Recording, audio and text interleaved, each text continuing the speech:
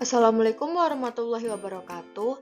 Hai teman-teman semua, perkenalkan kami dari Fakultas Kedokteran Gigi Universitas Muhammadiyah Semarang.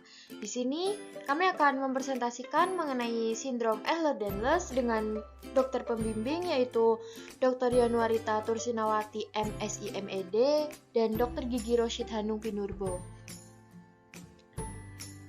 Perkenalkan kami dari kelompok 5 dengan anggota yaitu Arina Najma Azizati dengan NIM 42, kemudian Agam Jatimulya NIM 45, Anissa Maharani NIM 46, Amanda Dwi Yuliani NIM 47, Ashifa Nadifa Reskinor NIM 48, Dimas Happy Nugroho NIM 49, Ridian Aditya Fahlevi NIM 50, Kartika Satya Cahya Ulia NIM 51, Salma Cantia Putri NIM 52, dan Putri Adelia NIM 54. Langsung saja kita masuk materi. Jadi yang pertama, apa sih sindrom Ehlers-Danlos itu?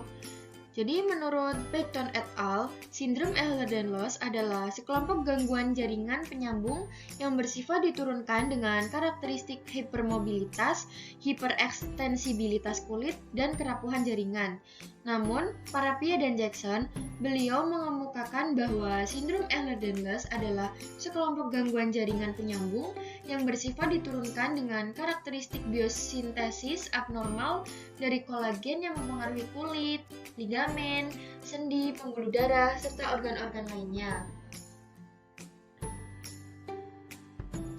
Mengingat sindrom Ehlers-Danlos bersifat diturunkan, maka patogenesis sindrom Ehlers-Danlos disebabkan karena mutasi spesifik pada gen untuk biosintesis kolagen. Penanganan rehabilitasi pada sindrom Ehlers-Danlos difokuskan pada peningkatan stabilitas sendi, pencegahan beban berlebih pada sendi yang weight bearing, serta penggunaan modifikasi alat untuk membantu aktivitas sehari-hari tanpa memperberat gejala. Kemudian, apakah patologis EDS? Jadi, patofisiologi sindrom Ehlers-Danlos atau VEDS didasari dengan komplikasi vaskular yang serius pada orang dewasa muda, seperti ruptur spontan arteri kaliber besar dan menengah, seringkali tanpa pembentukan atau diseksi aneurisma sejati. VEDS diwariskan sebagai sifat dominan autosomal yang disebabkan oleh mutasi pada gen COL3A1.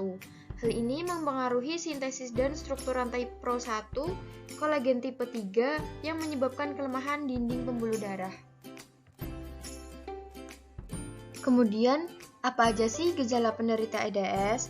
Jadi, gejala penderita EDS tergantung pada jenis EDS yang dialami. Beberapa kondisi dapat menimbulkan gejala yang beragam, namun penderita sindrom Ehlers-Danlos umumnya mengalami beberapa gejala berikut. Yang pertama yaitu joint hypermobility atau sendi terlalu lentur, kemudian skin hyperextensibility atau kulit lebih elastis daripada kulit normal. Yang ketiga yaitu kulit terasa lembut seperti bludru, kemudian kulit rapuh, mudah memar dan terluka. Yang kelima ada mudah muncul bekas luka, kemudian muscle hipotonia atau lemah otot. Yang ketujuh ada pectus deformities atau kelainan tulang dada, dan yang terakhir ada skoliosis. Periodontal Ehlers-Danlos syndrome atau PEDS ditandai dengan manifestasi oral yang berbeda. Kerusakan jaringan periodontal yang dimulai pada masa remaja akan menyebabkan hilangnya gigi sebelum waktunya. Kemudian kurang melekatnya gingiva dan gusi yang tipis akan menyebabkan resesi gingiva. Berikut kami tampilkan gambar gigi normal dan gigi penderita sindrom Ehlers-Danlos. Bisa dilihat, penderita gigi sindrom Ehlers-Danlos karena kurangnya gingiva dengan sindrom Ehlers-Danlos periodontal, mukosa meluas ke gingiva, kemudian mukosa mulut tidak berkeratin dan longgar pada periosteum. Gigi penderita periodontal Ehlers-Danlos syndrome lebih tipis dan lebih rapuh daripada individu yang sehat, hingga membuat giginya tembus pandang sehingga pembuluh darah terlihat lebih jelas.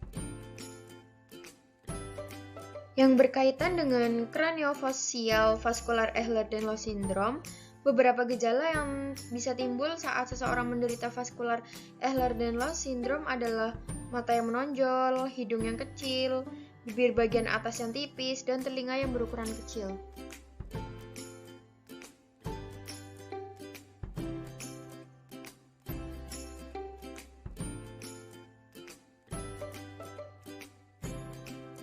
Kemudian, apa saja sih pencegahan untuk sindrom Ehlers-Danlos? Sampai saat ini, sindrom Ehlers-Danlos belum dapat disembuhkan. Tetapi penata laksanaan SED terdiri dari medikasi, rehabilitasi medik, dan operasi.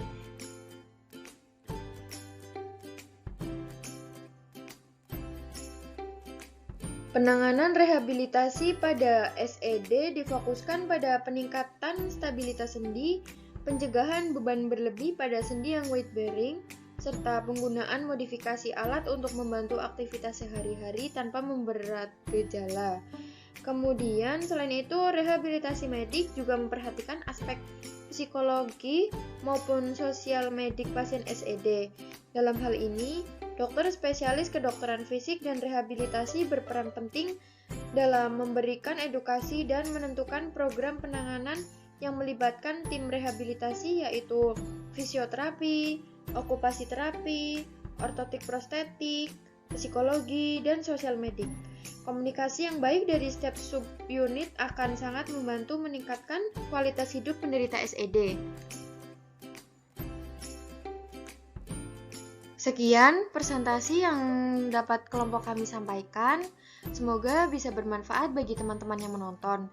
Dan jangan lupa untuk mengisi pretest serta post-test yang berada di deskripsi teks di bawah.